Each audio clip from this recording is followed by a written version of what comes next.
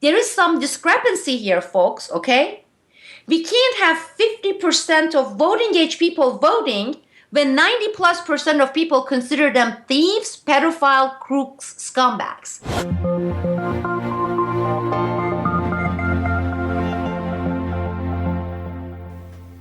Welcome back, ladies and gentlemen. Welcome back to the Boiling Frogs Post Roundtable. I am your host, James Corbett of CorbettReport.com, and today we are joined, of course, as always, by the BFP founder and editor, Sibel Edmonds in Oregon. We are also joined today by Peter B. Collins in San Francisco, and we are also joined by Wayne Madsen of the Wayne Madsen Report, who I'm sure will be familiar to a lot of listeners and viewers out there, but if not, we will direct you to everyone's respective websites in a moment. First, let's talk about what we are going to be talking about today. For those who have not been following our coverage at boilingfrogspost.com about the Dennis Hastert scandal and the cover-up of that scandal, I highly suggest you take a look at the information that's been compiled so far at boilingfrogspost.com. And the best place to do that would be the all-in-one encompassing article that has links to all of the coverage that we've done so far, all of the articles, podcasts, and videos that have been done. It's called The People's Campaign, The Real Hastert Case, all in one place. And I will, of course, provide the link to this in the show notes for this video. So wherever you're watching this on YouTube or Boiling Frogs Post or my website, the link will be there to this article so you can go and catch up on the Dennis Hastert case and what it entails. It's a very, very large web, so we have a lot of people here to break it down and discuss what's really going on with this. We're going to start with Wayne Madsen, as he is new to the program, the roundtable here. And Wayne, first of all, can you throw out your website for people? Oh, it's WayneMadsenReport.com. That's all together, no dashes, hyphens. So it's WayneMadsen report.com. Excellent. Okay, again, the link to all of our respective websites will be in the show notes as well. So, Wayne, let's start with you talking about this Dennis Hastert case. First of all, how did Hastert come on your radar, and what was it that you were able to uncover about his activities a decade ago? Well, there were two news streams going on at the time, not at the same time. The first was the Mark Foley scandal. Mark Foley was a Republican congressman from Florida who resigned after it was discovered that he was engaging in illicit sexual activity with underage male pages in the House. Actually, that was not the only scandal. These scandals with House pages seem to have erupted about, give or take a few years, every 10 years. There was one at the end of the 1970s, early 80s. There was another one involving pages and midnight tours of the White House at the latter part of Reagan, the first part of the George H.W. Bush administration. And then we had this Foley scandal coming after that. So, Foley, it wasn't just Foley, because what was going on with Foley is they were covering up for Foley, and one of the cover-up people was the then Speaker, Dennis Hastert, and the Republican leadership. It included guys like New York Congressman Tom Reynolds and their senior staffers. And when Foley got caught, then there was all this, like, it was almost like musical chairs. They were shifting people around, chiefs of staff and senior staffers. And but finally, it caught up with Foley, and he resigned. But at that time, I started hearing about the unusual relationship that Dennis Hastert had with his own chief of staff, and that there was basically sort of a gay mafia that was first tried to protect Foley, and then basically had to throw him to the wolves because he was about ready to bring the whole House of Cards down. And this involved, like I say, this involved people like Tom Reynolds, and one interesting story I got was it was Valentine's Day, and a well-known Washington reporter was flying from Chicago to National Airport in Washington and noticed that Mrs. Hastert, Dennis Hastert's wife, was on the plane. And this reporter inquired, "Oh, you're coming to stay spend Valentine's Day with the speaker. She says, "Oh no, when I go, every time I come to Washington, I'll be at a hotel. My husband, he lives in a townhouse with, the chief of staff, and she indicated they weren't even going to get together on Valentine's Day, which it's anecdotal, but I think gets to the point that, here's Dennis Hastert, who's like sponsoring all kinds of legislation for family values. And that certainly wasn't your normal Ozzie and Harriet relationship there, So that was going on, and then I when this guy John Mark Carr was arrested in Thailand, and he actually admitted that he killed John Benet Ramsey, the girl in Colorado who was like six or seven, and he didn't. And when I went to Southeast Asia, and what I discovered was a huge pedophile network operating out of embassies, including the American embassy. John Mark Carr taught English to young kids, junior high age and younger. And what he was basically doing, and he got caught in a sting by the new military government in Thailand that overthrew the democratically elected prime minister. And the new prime minister was a general who was a Muslim from the South, and he actually had a mandate to crack down on pedophiles. So he put the word out, and the police nabbed John Mark Carr basically in a sting where he was trying to procure kids. So the question was, who's he procuring the kids for? Now, he had a penchant for young girls, but he was procuring these underage girls and boys for visiting VIPs at the American Embassy in Bangkok. And the CIA basically went to Carr and said, look, the only way we're going to get you out of here is you got to say you killed John Benet Ramsey. There's going to be such an outrage in the international media that the Thais won't have any choice but to release you to Boulder, Colorado, to face those charges.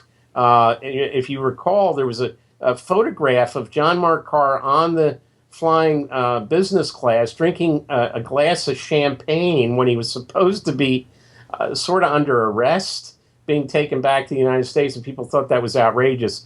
So he's flown to LAX. The state of Colorado sent an executive jet to pick him up. He goes to Boulder. The district attorney there, Mary Lacey, gets him and says, "Oh, you didn't kill John Benet Ramsey.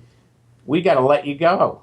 And so he's free and clear. Even though there was in Santa Rosa, California, there was a case against him when he was a school teacher of him possessing child pornography. The hard disk containing the evidence somehow walked out of the evidence room in Santa Rosa, and so he's free and clear now.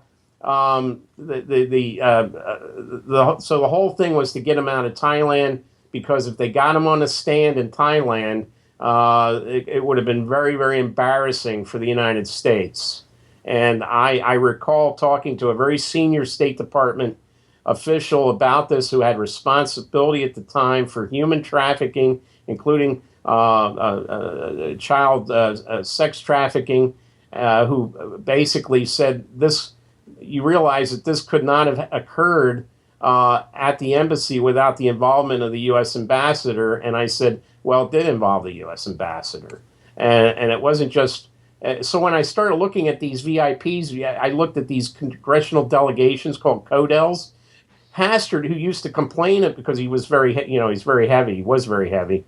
He complained about the 2-hour flight from National to Midway in Chicago, but he had no problems on several occasions getting on flights to Hanoi, Bangkok, and Yangon in Myanmar on these CODELs. He also went to Saipan on some of those, and that's, of course, a sweatshop that Tom DeLay and Jack Abramoff were involved with. And there was also trafficking of kids there to that U.S. territory, Northern Marianas. So you put the two together, and then when I go to Chicago, I start saying, well, what do we know about Hastert? What kind of guy is he? He's a Speaker of the House. And then I started hearing from knowledgeable people that when he was a wrestling coach at Yorkville High School back in the late 60s, he was basically let go because of kids coming back and saying there was improper touching going on and other things going on with him as a wrestling coach.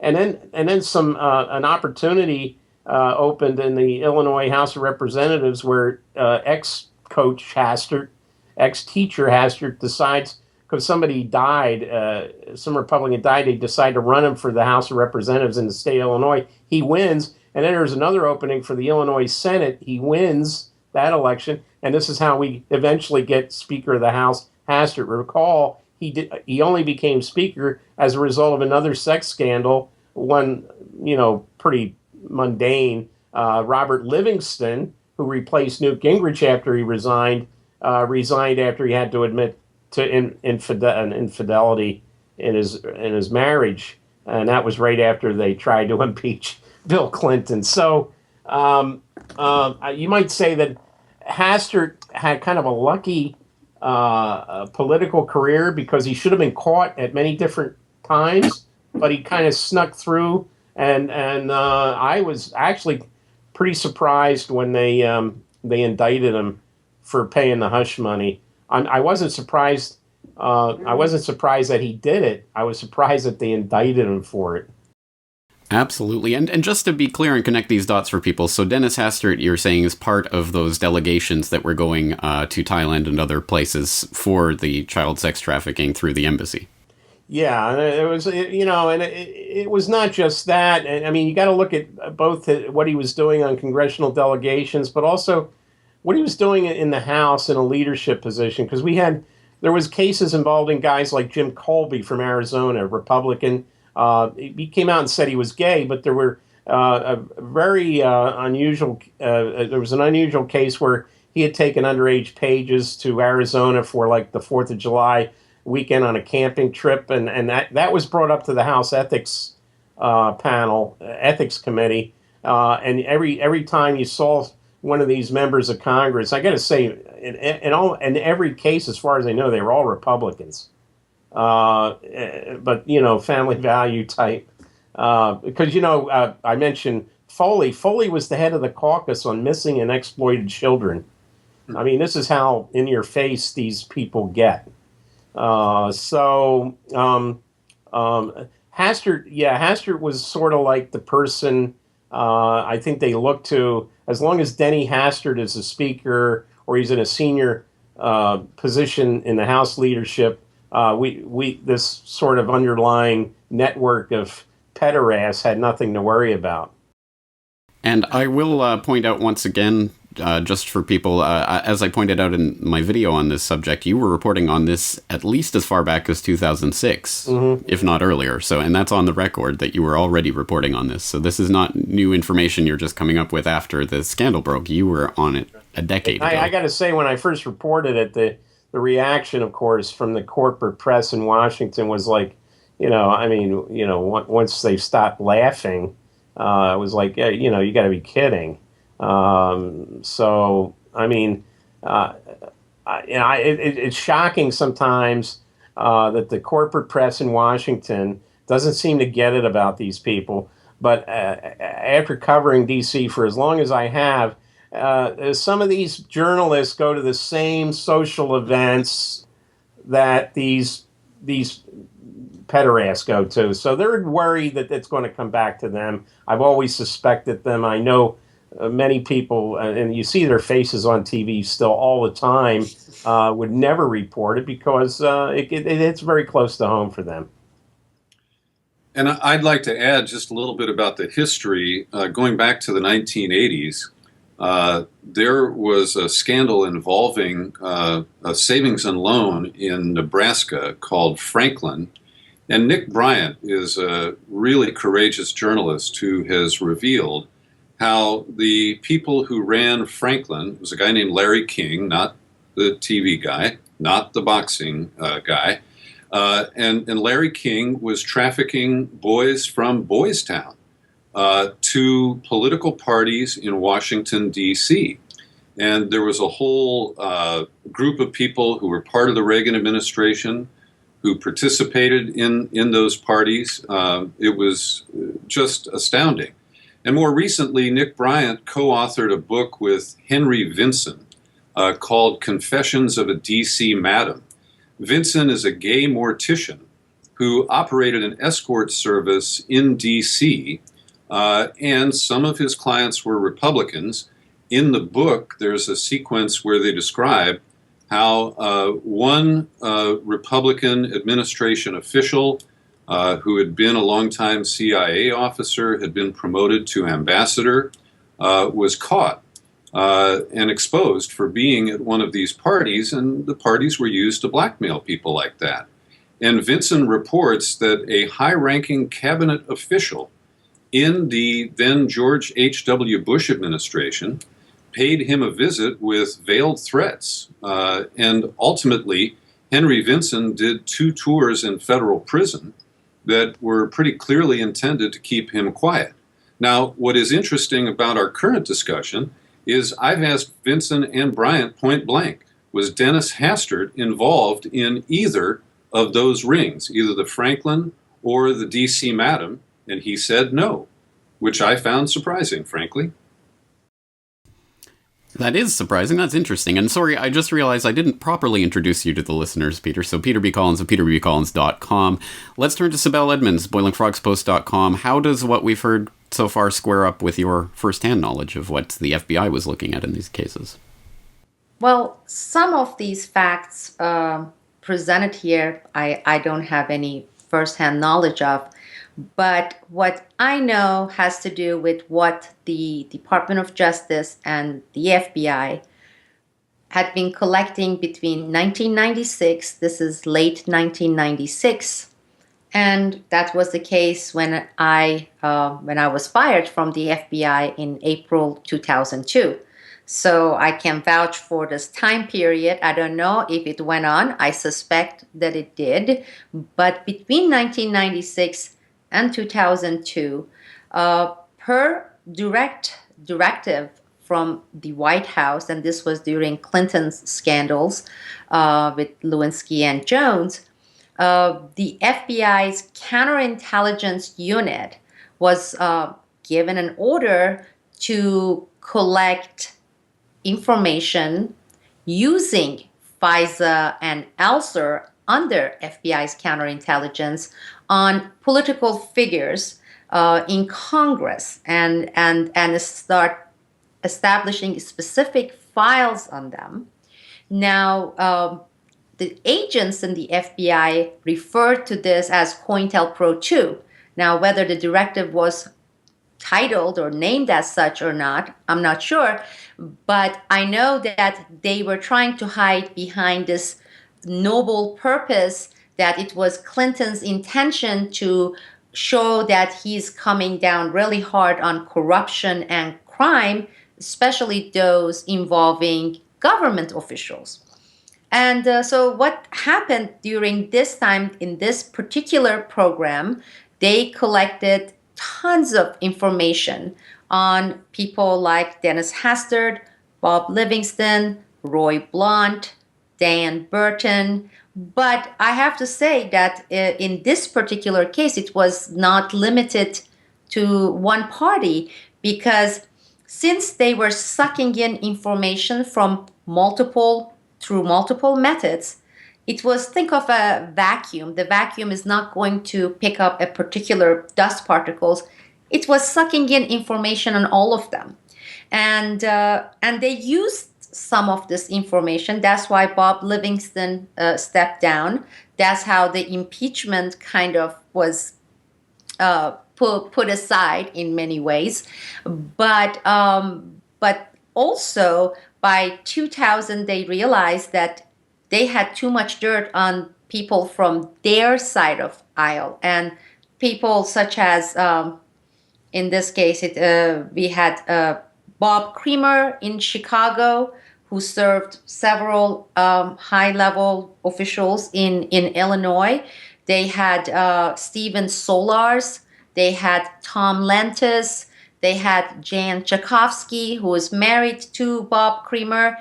And so anyhow, I am aware of all sorts of files being collected and these people being under surveillance by the Justice Department. But during the same period, these people, they took congressional junkets. They went to Morocco, they went to Turkey, they went to Southeast Asia, as Wayne just referred to. They were, during their junket trips, some of these individuals, they were engaged in, they received sexual favors, gifts from host countries, companies in the host countries that they visited. And in some cases, some of them used little boys. Hastert was among those people. Some of them liked little girls. And the CIA, through State Department, were recording, because they were also monitoring these people. So CIA was recording these people. In one of the top hotels that Hastert and others frequented when they went for junket trips and also other trips was Chiron Palace in Istanbul. And particular rooms where these VIP guests stayed were always bugged. And sometimes they were monitored and recorded by more than one entities. Those people who are familiar with my book, The Lone Gladio, and James, I know you read that. These specifics are all in there. And some things that may seem comical are very factual and realistic. You had certain cases where foreign hosts, or here in this country, a foreign lobby group or a criminal network would be recording Dennis Hastert's particular townhouse/office, one of his 3 offices in Illinois, while at the same time, CIA was recording what was happening in that particular townhouse, while the FBI people in their surveillance van would be outside this townhouse, and they would be monitoring, surveilling Dennis Hastert. So Dennis Hastert, for example, in this case, and he was not the only one, was being recorded, monitored. All this evidence was being gathered by foreign entities, foreign lobby, foreign criminal networks, FBI, DOJ, and the CIA. So it was not exactly a secret, what was happening. No, not within the FBI counterintelligence unit. It absolutely was not. But I really need to clarify something. The agents that I worked with, the counterintelligence agents, they really wanted to get this guy. I mean, they initially honestly believed that they were doing all this so they could get what they refer to as bastards and creeps like this and put them behind bars. So it was, hooray, Clinton, we're going to do this. They didn't know until 2001 that it actually started in late 1999 when the FBI agents started saying, we have enough to put Dennis Hastert in jail, Steven Solar. Some of these people were engaged in direct espionage. But then the Clinton administration, Janet Reno's excuse was, well, all this evidence on these individuals were collected illegally by abusing FISA. Think about the forbidden tree. Therefore, they could not use this in criminal courts. And that was completely BS. But the agents, until that point, they believed that they were going to this was going to be bigger than Watergate. They were going to put all these people in jail. And then in 2001, George Bush administration, around January 2002, they officially shut down that operation that was trying to get this information into the criminal bucket. You had the counterintelligence bucket, the criminal bucket, and that's when they came and they shut down the process of transferring it from one bucket to another.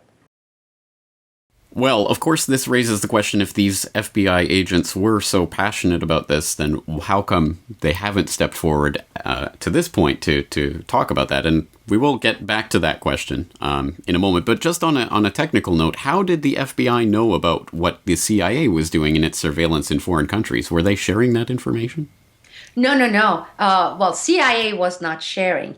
FBI's counter-espionage unit always shared information. For example, they would know that, and then when you get back to how they knew about it, these passionate agents, I will get into that. But in one particular case, it was Dennis Hastert through his conduit, Scotty, that's how he was always referred to, Scotty. They also provided top secret information to foreign networks, not only lobby, but criminal networks, because Hastert's office was cleared. They had clearance. They had top secret clearance. Same thing with Scotty, okay, so that they could go into these skiffs and listen to the intelligence briefings, etc. While they were also giving out to foreign governments, foreign entities, top secret documents. So FBI's counter-espionage unit was also sharing this information with the CIA. It was not the other way around. It was just by when you surveil people, and this was the FBI, you also know who were the people going and doing things inside that house, and they knew who was the CIA or which operations belonged to the CIA, but the sharing went one way, while the FBI shared CIA and State Department, they never did. So it was a one-way street. All right. Okay, we've laid a lot of the cards out on the table, and of course there are a lot of questions that come up with regard to this. And one that I just brought up, so why don't we explore that, is the question of the FBI agents who knew about this, were incensed about what was going on, were convinced this was going to be used for criminal investigation, and then it all got shut down. And, well, have we heard a peep from them? There was, of course, Gilbert Graham that was mentioned in my video report on this and that you've talked about before. Let's talk about the Gilbert Graham case, what he was alleging and what he was incensed about, and why there have not been more Gilbert Grahams stepping forward from that era. Sure. Gilbert Graham actually worked for the same unit I was working for, and he was part of counterintelligence management, so he was a full-blown agent, veteran agent. And he, once they found out, the FBI agents, including Gilbert Graham, that it was not going to be for prosecution, once they realized that the Clinton administration, they were using this and blackmailing, they were leaking it to Larry Flint, they were leaking it to the other media, and it was only for blackmail and exposure purpose, not to go to court with these things, and the fact that they had people from the Democratic side that they had dirt on, they really got disillusioned. Of course, as we know, many people, they don't blow the whistle initially because my retirement or I'm working and I have kids. The first thing Gilbert Graham did the year he was retiring, he went to the Justice Department's Inspector General's office and filed a full report complaint that he, as the agent in charge of this particular counterintelligence operation, knew that the FBI abused ELSER law, electronic surveillance, and FISA laws solely for the purpose of gathering dirt on elected officials, and that is completely illegal. Now, looking at it, how in the world do you go out and file that kind of a complaint with the Justice Department? The order came from the Justice Department to start with. It was Janet Reno. But he did in order to go on record. We later obtained what he filed, which is signed, which is sealed, the redacted version of it. And so that's one person. And as you know, Vanity Fair in 2005, September, October of 2005, published a 7-page article on Dennis Hastert. Okay, it was on Sibel Edmonds, but also exposing Dennis Hastert. The part that dealt with Dennis Hastert came from at least 5 other government witnesses, okay? Vanity Fair is a mainstream medium, okay? It's not alternative media. They have a legal department with a budget much bigger than all 4 of us put together here, okay? So they knew that they could not publish an article exposing a sitting active Speaker of the House with all these facts that they were given to and not get sued. So they went beyond reasonable degrees to chop certain things, to triple check. There's a fact-checking process in journalism. Without, they fact-check before it goes to print. In this case, in this article they published, they triple fact-checked.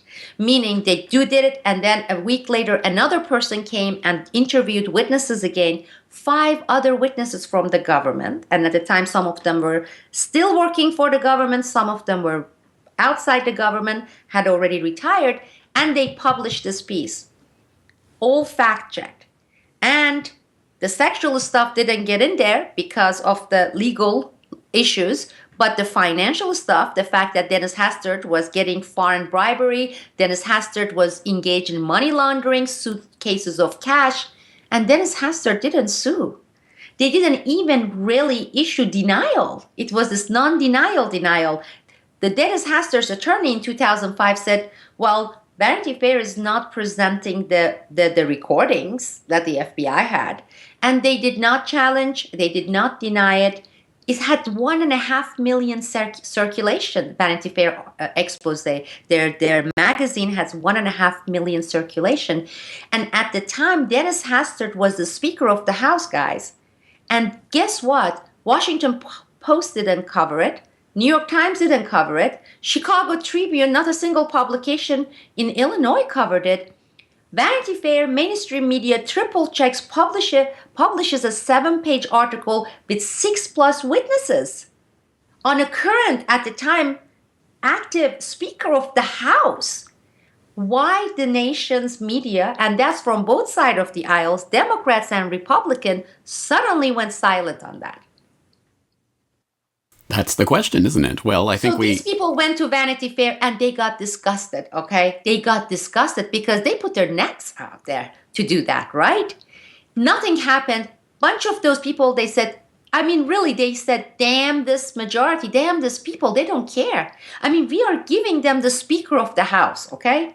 Nothing happened. In 2009, I testified under oath and I gave more detail, including the townhouse that Wayne knows about with Dennis Hastert. And I got into the sexual activities. This is 2009, okay? I ended up writing a book, the whole book, my fiction book. There is a section that deals with these issues. Really, it had to be fictionalized. And yet 2015 comes, this supposed little mini scandal breaks, and you don't see a single publication, Washington Post, Chicago Tribune, New York Times, tying the case to Vanity Fair article that had been already vindicated, validated under oath testimonies, Wayne Madsen's article. You don't see a single one of these publications doing that. Ask yourself why. Why wouldn't they? They are supposedly writing about Hastert's indictment, the fact that he's a thief, that the fact that once upon a time he was a pedophile, then he got cured, went to Congress, and stopped screwing kids. And the same publications, they do not mention all the relevant facts from the past, the fact that it was always out there, but the media covered it up, as well as other players. And I would like to hear your take, why the media from both sides, the liberal, so-called liberal media, Democrats, and the right-wing media, has been going about covering up the known facts about Dennis Hastert. Any takers on that question? I'll jump in, but you go ahead, Wayne. I will defer to you. I was just going to say, and to answer Peter's question about the Franklin scandal and the Vinson connection to that, the reason why Dennis Hastert wouldn't have come up in that one is, in those days, he was not a senior congressman from Illinois. As a matter of fact, if you were going to target, in other words, the Franklin group, these were the elite. These were like, you got the national security advisor to the vice president of the United States. You've got the vice president of the United States involved, George H.W. Bush. You've got senior people in the media at the time, including, somebody that keeps writing books and based on his experiences at Watergate and bringing down Richard Nixon at the Washington Post. I won't mention any names, but I think you know who I'm talking about. He's got a new book out now. They said it's different than all the rest. Gee, it must have footnotes in it if it's different than all the rest. But anyway, the guy who they would have targeted in those days would have been Bob Michael, who was the House Minority Leader for the Republicans, and he was the dean, of course, of the Illinois delegation. So Hastert in those days was just one congressman. I'm not saying he wasn't involved in all this, but he hadn't achieved the notoriety and the sort of the seniority that he would have been invited to, these high-level functions, because you had, the Pages, the kids out of Boys Town. They were trafficking kids in from other countries apparently on Air Force planes, landing at Offutt Air Force Base in Omaha and then being scattered to who knows where. You give an example in the early '80s when they had this other Page scandal come up. There was several Republicans named. It was actually on the leading story on both ABC News and NBC News. Frank Reynolds at ABC led with it, and Roger Mudd at NBC at the time led with it, and they had fingered a Maryland congressman named Bob Bauman, Republican, but also a little-known Idaho congressman named Larry Craig. Now, Larry Craig got the message. He wasn't indicted, of course, but his name, of course, denied it. So he knows not to get involved in the Franklin thing because, they're looking at him, and he's, so he's relegated to trying, trolling the men's room at Minneapolis St. Paul Airport. So I think it depends on the scandal. And if somebody's already been sort of outed in the media, you're probably not going to find them in, involved in these, other things. So Hastert, of course, when he becomes speaker, then he gets on the radar screen. So I think that's why you don't find his name back in the late 80s or early 90s time frame. As far as again, the media, liberal, conservative, doesn't matter. Liberal, conservative media, it's the corporate media in Washington, D.C. They go to the same parties. They go to the same receptions. They socialize with the same politicians they're supposed to be covering, and it doesn't work. Yeah, that's not what the Fourth Estate is supposed to be doing. You don't get so close to the people you're covering that you become part of the problem. And I think in many cases, the names, as a matter of fact, the names that came out in the Vincent book media were, these people were the anchors of major television investigative news programs from ABC Nightline, and it goes on and on. So that's why these stories never seem to see the light of day. The media is complicit, totally.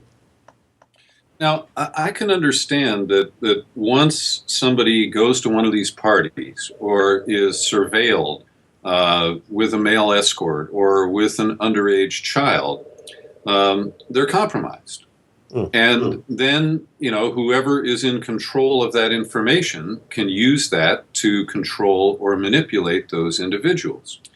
But Sibel, to your point, Dennis Hastert is a washed-up member of Congress. He is a former speaker, but he is not highly respected. And he has become, or was, until this scandal surfaced, a highly paid lobbyist like so many, cashing in on his connections on the Hill. But it still does not explain why, for example, the Chicago Tribune, because they would have no use for him, assuming that the Tribune or anybody else had used this information for leverage.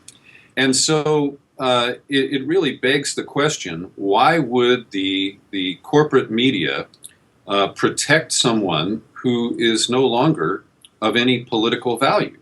And let me bring it to the present tense, because most recently, the California congressman who was supposed to be replacing John Boehner as Speaker, Kevin McCarthy, at the very last minute withdrew.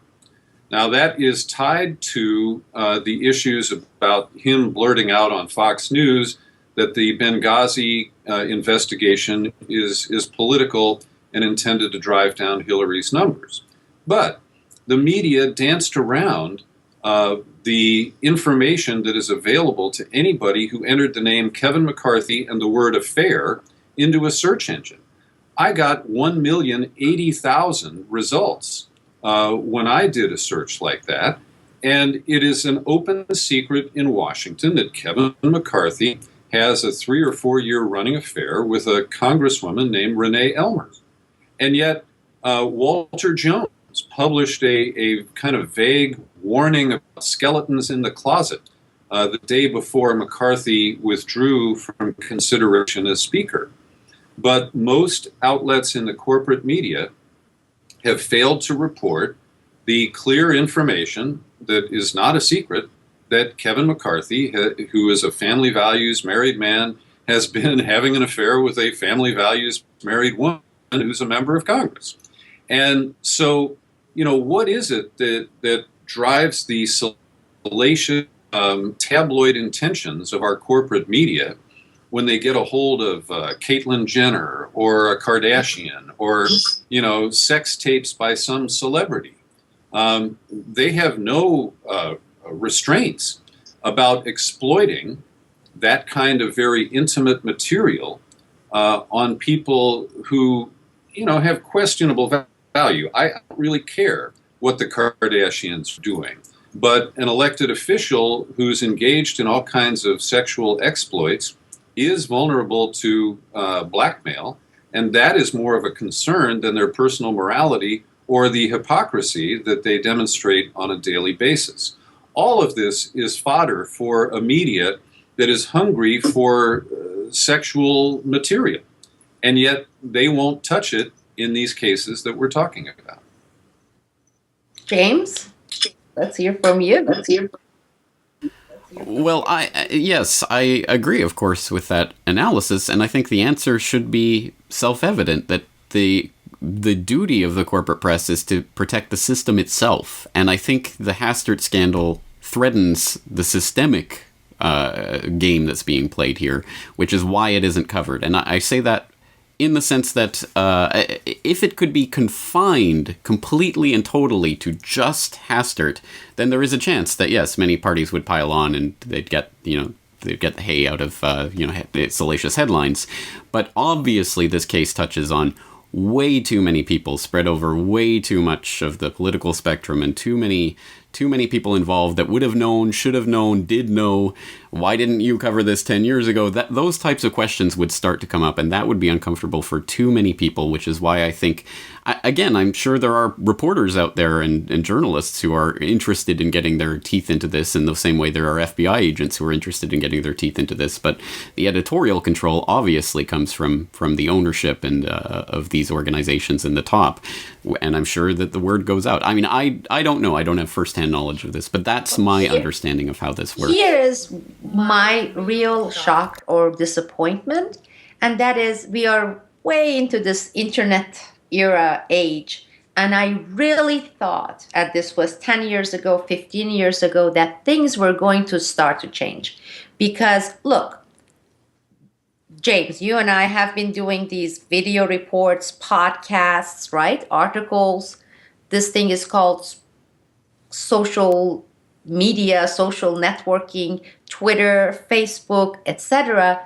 What I don't understand is even using these channels and mediums and communicating directly with the people who have stakes in this, okay? This is about them.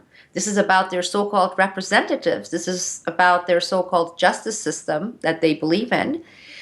This is about people they go every 2 years and vote for.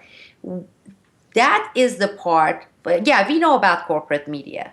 But you would think people being exposed to this through all these mediums that we use, and we bring to them this information on the platter, and say, here you go. Sometimes we even chew them, James, and it's like, you don't even have to chew it. Look, we made it all in one place, so you don't have to click more, and we are giving you this and that, so all you have to do is just chew your gum, watch it, and everything is there, right? All right. Why that is not working as we had expected. To me, that is the real dilemma, saying, Because if that works, believe me, then there will be a pressure even on those people in corporate media to say this is just getting way too embarrassing and obvious. But we have not gotten anywhere near that point. And why is that? And Sibel, let me ask you, because ever since the Hastert story broke, and even when you were out of the country, you have been providing, in a very courageous manner, important information, background about all these things we're discussing. So it's been now 4.5 months. Have any mainstream reporters contacted you and expressed an interest and then said, oh, I'd love to run this story, but it got spiked? Or my boss said, you should go talk to Caitlyn Jenner. Don't be pursuing this story about Dennis Hastert. Yeah, that's a good analogy. I'm glad you brought it up. Only one, Peter. I'll have to go and dig up his name. He's the lead reporter for CNBC. Actually, he kept emailing me while I was overseas, and I ended up going and getting a disposable phone, having him call that number, which I ended up paying for because that's how it works, when you're overseas with that phone. And I said, go listen to the testimony I provided so we will save time. He's like, yes, I listened to that and I read the Vanity Fair article and I gave him additional information. For example, I gave an additional information on Hastert, and for his wife and him, they own a house, big, expensive house. Hastert hasn't lived there he shows up there for Thanksgiving and Christmas. He hasn't lived there, I would say, since 1999, okay? And he has several offices in Illinois within his district. One of them is a combination, and I know the exact address. Anyhow, I provide this guy, and I said, find out who owns this house, okay? Because Hastert is not even paying rent, okay? He doesn't own Hastert. And this guy used to work for the CIA, all right? And anybody goes into it can find out about this guy. And he's giving that house free, and the house that is bugged by several entities where he was screwing underage boys, okay? So I give him this information. Actually, he goes and finds a guy. The fact that he used to be part of the CIA, his name, and he gets confirmation, the CNBC guy, if that jerk is watching right now, okay? He gets confirmation that, he did not accept money from Hastert because he was doing it as a favor and he did not see anything wrong, and he never personally with his own eyes witnessed anything happening with minors. That was his answer. I said, okay, well, you have my testimony, you have Vanity Fair, the conversation. He said, well, the whole thing is I went to the FBI and they are unwilling to confirm what you're saying. They're not denying it, okay? They are saying no comments, okay? These FBI counterintelligence unit information we're not going to share. We're not going to say one way or another. But they are not saying this is crazy. Then he says, we were planning to have this big coverage, but we are going to do it if you, Sibel Edmonds, provide us, CNBC, with pictures of Hastert as he's screwing boys, videotapes of Hastert screwing boys, audio tapes of Hastert and or audios of Hastert, or people who were there and they were seeing him receiving suitcases of cash in that particular townhouse and screwing boys who are going to go on the record and say, yes, we were present. After 2 hours of phone calls wasting my time, costing me money, after getting all this confirmation, including the background information that I gave this guy for CNBC, he comes and says, we would do it if you hand over all the sex videotapes and everything to us. Yeah, like you on a flash drive. And that's the only one, Peter. Nothing from Chicago Tribunes or anything else. It's just that's the only one contact from the mainstream media I had. And this is exactly how it was resulted. I have his email address. He started the inquiry. He contacted first my previous attorneys in D.C., and they contacted me, kept sending emails saying, this reporter wants to talk to you. He's good one. He's not like the rest. I have been told that like 1,000 times. And you would think, I tell my husband, I say, I would never, ever, ever fall for it again. And I fell for it again, and I paid by, real money. It's not only my time. And then the guy says, give me all the tapes, and then we'll run it. I mean, this is just amazing. Well, let's get to the more, I think, interesting aspect of this that you raised earlier, Sibel, which is, okay, we understand why there are interests in the corporate media that aren't going to touch this with a 10-foot pole, but there are people in the public who have a direct stake in this, people who voted for Hastert, let alone just the general population of the United States, let alone concerned people all around the world, like Canadians living in Japan, who are interested in this and should be outraged, one would think. Why are they not outraged? And I think there's a lot of different ways to approach this question. I would separate it into the two categories. I mean, we're obviously on boilingfrogspost.com talking to the irate minority, which is a certain class group of people. And then, of course, there's the sort of unwashed masses, I guess, who whatever, chew their bubblegum and think about Caitlyn Jenner. And I don't want to put it in elitist terms like that, but I think we can differentiate two groups of people like that. So looking at the mainstream sort of audience and their reception of this, I think it's instructive to look at ways that scandals involving power and power structures always tend to go over with the public, which is, I mean, look at, for example, the Cosby allegations and the way that it's so detached from people's sort of everyday reality and their image of this person that it becomes, there's a defense mechanism that kicks in, that people will go, oh, it's just, these women are just trying to make money off of this, or they're trying to get their fame and fortune out of this. When it's 9 or 10 women that are accusing, and then there's 20, and then there's 30, and then there's 47, or whatever it is now. Maybe there's a point at which people will finally go, oh, okay, I guess he is that. And I think it's that question of having enough evidence to put it over the top in that way, because let's put it back to what the CNBC reporter was saying. Show us the pictures, show us the video. Sure, we'll believe it then. When it's a case that's constructed from different witnesses in different places, people will just go, oh, Sibel, you're just trying to make a name for yourself. And I mean, it's a tough thing to counter without that hard evidence that you just shove in people's face. This is the reason we are not going to see many whistleblowers, because people have learned a lesson. And if you go and talk to the real whistleblowers, I'm not talking about these pseudo ones in the pockets of this billionaire or that billionaire or Soros foundations, etc., they would tell you, I mean, if you really have a heart-to-heart with them, they would tell you who screwed them the most and the worst and who really slapped them in the face. They're not going to say, oh, after 20 years, my boss is taking away my retirement, or the U.S. media that much, or the Congress not doing what they were supposed to do. They're going to say that their biggest disappointment, their biggest screw came directly from the public.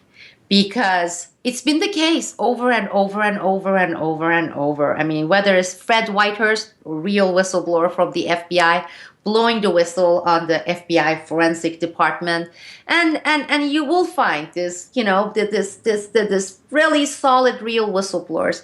Now, in the case of this Vanity Fair article, as I said, two of those witnesses, insiders, of FBI agents, I had to go convince them. I was like, it's not only you. There's me. There is this particular person. Please, and they're promising they're going to keep your name off the record. And they said it's going to be futile. I said no, but this is mainstream, and this is 1.5 million circulation, and they did listen to me. And in 2006 comes 1 year after that, Hastert gets reelected again. Okay. Nobody covers the case, and of the 1.5 million people who did see the article and read it, and it's a damning article, even though it's pretty limited, it's a damning article, no reaction. What one guy said, God damn these Americans, and he's an American, okay? I mean, he was fuming. He was saying, guess what? They're gonna fuck themselves. Those were his words, okay? It was the fact that we do this. Okay, now you're really getting me started here. We always say, look at the media. We point finger. You see my finger here in the camera. It's the media. It's the media, corporate media. And then we point finger people It's the Congress. Look at those crooks, criminals, despicable people. It's them. We point fingers. George Bush. It's Hillary Clinton. We keep pointing finger to these few at the top. We never look inward. We really don't look at ourselves and our role in all this and our responsibility in all this, because there are hundreds of instances where the information, where the facts, everything had hit them in the face, yet they have not shown that spine, that responsibility of acting upon those, okay? And we have talked about it, James, with Peter as well. We have talked about apathy, learned helplessness, fear, terrorism, etc. I'm personally, that's for me coming to this realization that we are way beyond that. It's beyond apathy. It's beyond moral ambiguity. We have, as society, have in here, and to a certain degree elsewhere, we have reached this level of what I call moral decay, okay? People would say, why sometimes Sibel throws irrelevant examples? I have a daughter. I was looking at the report, GAO report, government report. 15% of the children 6 to 14 going to public schools get to be molested and or raped while in a school, okay? While in a school, they get raped. They get molested by either a janitor or a teacher or a coach like Dennis Hastert. There are plenty of those, all sorts of pedophile. And the report, GAO report, says the number is higher than this because these are only reported cases. You have so many cases of unreported cases, especially when you look at disadvantaged areas, poor areas, black areas, Hispanics. Where are they going to go? They don't even, some of them, know the language to go and report it, okay? So you have that. Then I read this report that came out everywhere about close to 30% of women going to college and universities in this country, they get raped, okay, during their university years. And even if you throw 10% of the cases, say they are maybe frivolous, etc., you look at all these things. Then you look at a congressman who is screwing children. Then you're looking at some congressmen who are stealing from people. Then you're looking at the congressman who is fucking his page. And then you say, well, hold on a second. I mean, it's in a way representative, isn't it? Isn't it representative? At least they are representing some people, because the percentage of these incidents are not low. Is that why people are not reacting? Because then it hits really close to home. Because look at what we are doing in our own daily lives. Look at us. I mean, you really look at us and look at our moral decays, the signs of moral decays we are showing every day, and then say, maybe it is, in this case, is bottom up. Maybe this is one of those instances of bottom up. And then I'm going to let you just tell me that I'm being totally negative and people are not really that responsible. Everybody's making them do these things, you know. Everybody's making them doing these things. Peter. The one issue that I have is why did they wait until now to pounce on Hastert? And it could be that Hastert is a sacrificial lamb. After all, he's an ex-member of Congress, ex-speaker. If you're going to get somebody who's not in a position of authority now. And it could be based on some other incidents that have taken place within the last few years. Now, last year, the chief of staff for Senator Lamar Alexander of Tennessee, a guy named Ryan Loscarn, was arrested at his townhouse on Capitol Hill with a hard drive containing literally gigabyte after gigabyte of child pornographic still photos and videos. Now, this was much too much material for him to be, I hate to use the word enjoying by himself. It's clearly this guy was a distributor to others. However, Ryan Laskarn, rather than being kept in protective detention in the District of Columbia, was released to the recognizance of his parents in Maryland, and like a few days before his arraignment in D.C. federal court, he was found hanging in his parents' basement, dead. There was no autopsy done by the chief medical examiner for the state of Maryland, and he just said, "Oh yeah, that's the thing around the neck is kind of indicative of the fact that he hanged himself." That was it. No toxicology, no nothing. Visual exam.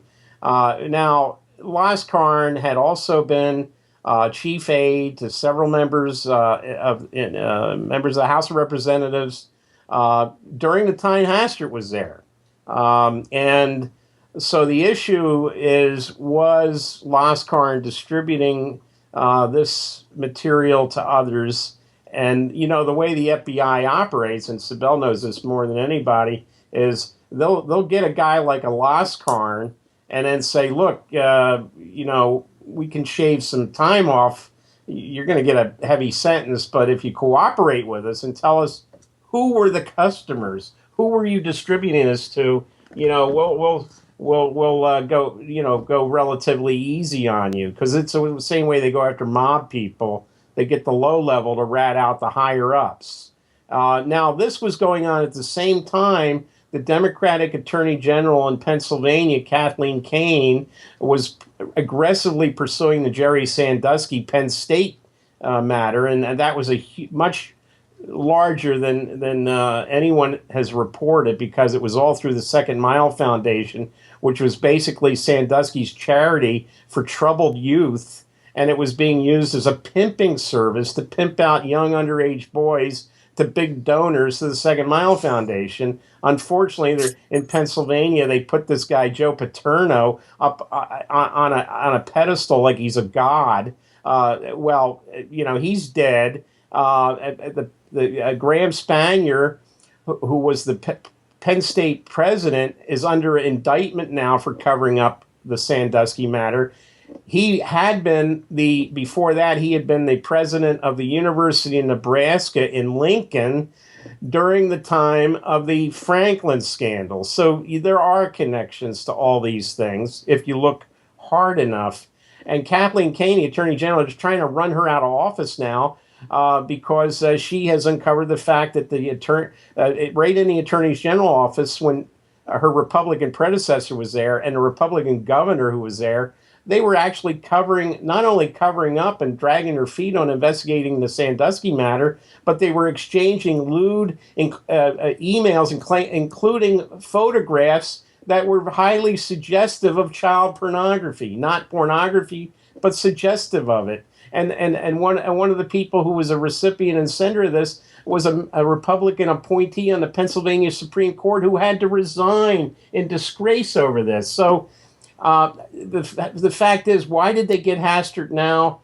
The Laskarn deal, we don't know. That, by the way, the Laskarn thing was international. It was based out of Toronto, the Ring, and we had the sudden resignation of the Canadian foreign minister and an indictment of a leading member of the Social Democratic Party in Germany, all identified as, well, we don't know about the foreign minister, but he had already been accused of hanging around underage kids. I'm talking about John Baird. Of course, but the Tories have been thrown out, so he got out before the rest of them got thrown out of office. But it's quite clear that Laskarn matter and the Sandusky ring may have had connections, and I've been told it was connected not only around the country and in Canada, but around the world. So possibly Hastert is a sacrificial lamb.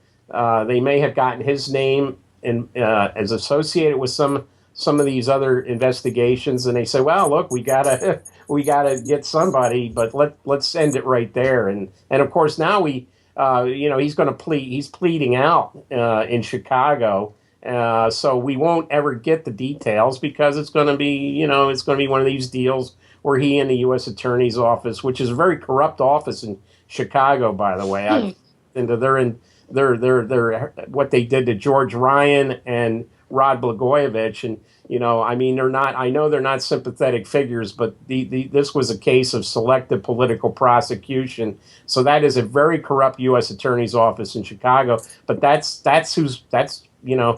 where he's facing justice. And I don't think we're going to see any kind of full disclosure. They're going to probably fine him, give him maybe, hopefully they won't give him community service working with youth. Well, and for me, one of the big unanswered questions is why the so-called individual A, who received the money from Hastert in exchange for keeping quiet about the alleged sexual activity 30 years ago, individual A is not being indicted.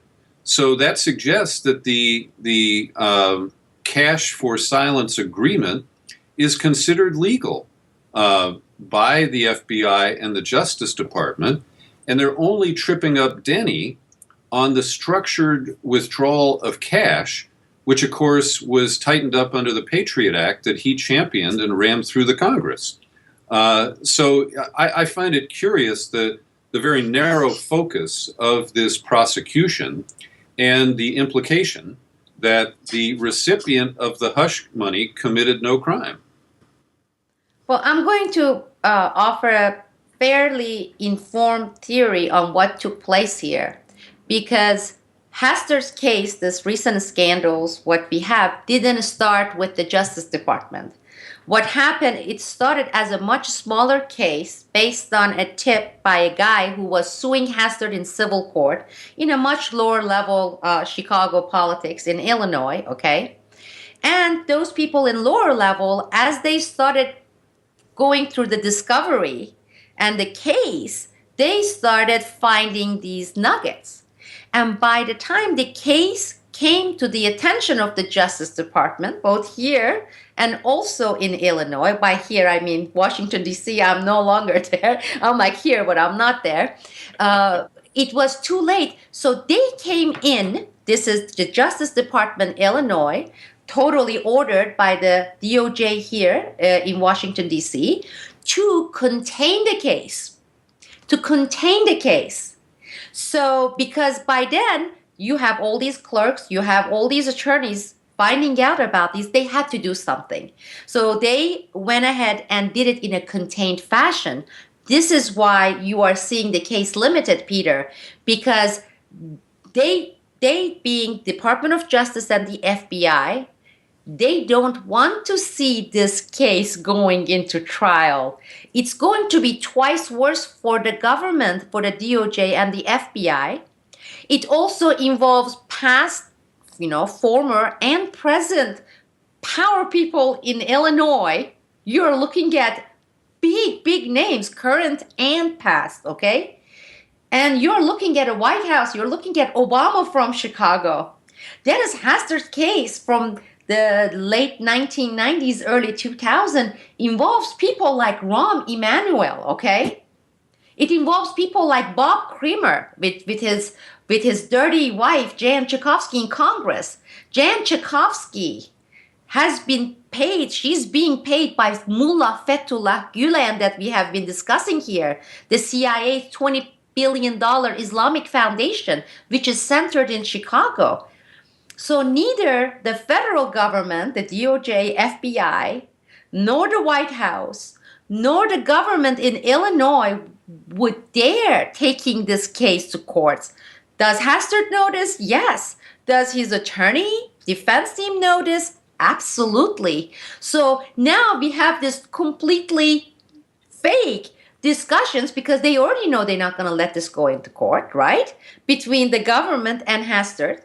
And both parties want to look good, meaning it has to look good. Look at the judge he got. The judge he got, this corrupt SOB, this judge has been not only donating money to Hastert in the past, okay? His brother is the top leader of GOP, the current judge, who is residing in Hastert's case, okay? This judge used to work with Hastert's son, who's a partner in this law firm, okay? And Hastert's son at the time was working for Dick Cheney. Nobody is going to let this case to go to trial. It's not going to be only horrible, bad for Hastert. He only has a few years to live. Most likely he's going to crash in the middle of all this. And then the case will totally, permanently will go away. But you're looking at people in the Justice Department, FBI, Chicago politics, Obama, Rahm Emanuel. You're looking at dozens of people in Congress being implicated in this case, okay? And it's not going to happen. And all this stuff are BS, this plea deal, and that the fact that they're negotiating. So the case didn't start with them trying to go and make an example. When the case started by this guy in 2011, going and bringing lawsuit against Hastert, and starting with some lower court in Chicago. And then by the time it got big, it snowballed. DOJ and the real big people were like, now how are we going to contain it? It's too late to make it disappear. We can't just click the button and say delete, So let's make it a very contained case. This is why, Peter, you're not seeing this individual named. Nobody's talking about bringing charges against this individual.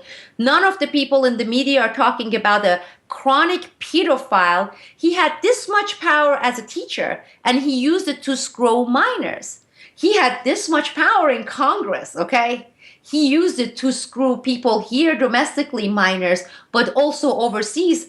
And Wayne, that includes Turkey and Morocco as well, in addition to Southeast Asia. And so that's the real case, that the media is complicit knowingly, not because they don't understand the case, not because they don't have all the factual historical context. And again, that aside, James, I don't know, we need another discussion, I guess, to talk about the people factor in this. And that's the part that concerns me. After 13 years in this journey, whistleblowing, courts, Supreme Courts, Congress, the darn ridiculous thing, petition, voting, etc. I ended all that in 2006, okay? My eyes are now open. They have been open. The U.S. media, what they have done is no surprise to me. Of course it's not. The biggest surprise for me is having this opportunity with the internet, okay, with these mediums like YouTube currently, and with the social channels, being able to communicate directly with people, bypassing the government, bypassing the media, and yet seeing this lack of reaction, lack of interest, and lack of understanding of implications, okay? Because I'm going to leave you with this, and I'm going to have you end this, because they have this thing, Washington's blog covered this, 90% plus people in U.S., they regard Congress as lower than cockroach. Did you read those headlines? The vote of confidence in Congress is less than 10%. American people, you talk to them, 90+%, they will say they are criminal, crooks, dirty scumbags, blah, blah, blah. No surprise, nothing new here, folks. God, just go on. Okay, I accept all that. Then 50% of the population in the age of voting, they go and vote. There is some discrepancy here, folks, okay? We can't have 50% of voting age people voting when 90+% of people consider them thieves, pedophile, crooks, scumbags. There is something wrong here. Either you don't vote and say, these people, they come, the authoritarians, we have nothing to do, we don't select them. Or if you're voting and saying that you accept that they are pedophiles and crooks and scumbags and douchebags, okay, then there's something wrong with us. That's the part that they are not going to the step 2 and 3. And that's what we need to talk about. That's what we need to address. We can talk about the media. We are finished talking about the U.S. media. Done. Okay. We are finished talking about U.S. Congress and the presidents and Bush and Obama. Done. Right now, my biggest problem, my biggest issue is what we're going to do, people, ourselves, about our kids, about our lives, about the way we live our lives, about the way we have principles, about our own morals, okay? Moral values. What are we about, really? What are we about?